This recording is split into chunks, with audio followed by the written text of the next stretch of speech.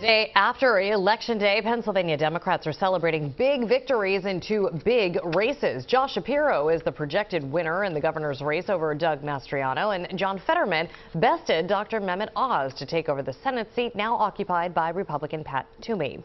Both races garnered national attention. They also created large voter turnout in southeastern Pennsylvania.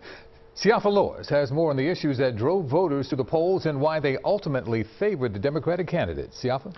Yuki and Jess, in the end, it was complicated. Yes, the economy, inflation, and crime, all of which dominated the airwaves and commercials over the last few months, were undoubtedly factors. However, they weren't the only factors, and they alone did not determine how a given voter in a given demographic or geographic location would vote.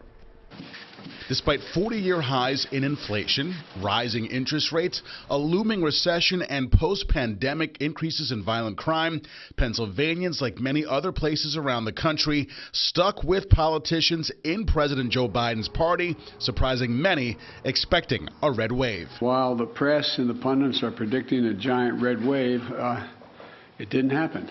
And we lost fewer seats in the House of Representatives than any Democratic president's first midterm election in the last 40 years. And we had the best midterm for governors since 1986. Voters spoke clearly about their concerns. One of the concerns apparently not captured in many of the pre-election polls, which may have impacted these elections, centered on the viability of our democracy. The January 6th committee in Congress has done an excellent job of getting concerns about that day and insurrection and election denial before voters, and really helped voters to understand that democracy is at risk, that we have reason to worry. Numerous people running for office saying, I will only abide by the results of the election if I win. And the Supreme Court's decision to overturn Roe v. Wade, followed by several Republican legislatures and governors restricting women's access to abortion, was perhaps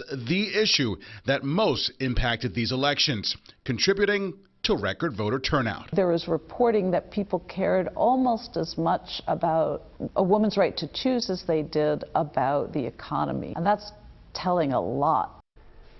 Pennsylvanians spoke loudly and clearly with their votes, so much so that both of these races were called by early Wednesday morning. Meanwhile, both national parties wait for vote counting to continue in Nevada, Arizona, and California for an idea of who will control the House and the Senate. Siafa Lewis, CBS 3 Eyewitness News.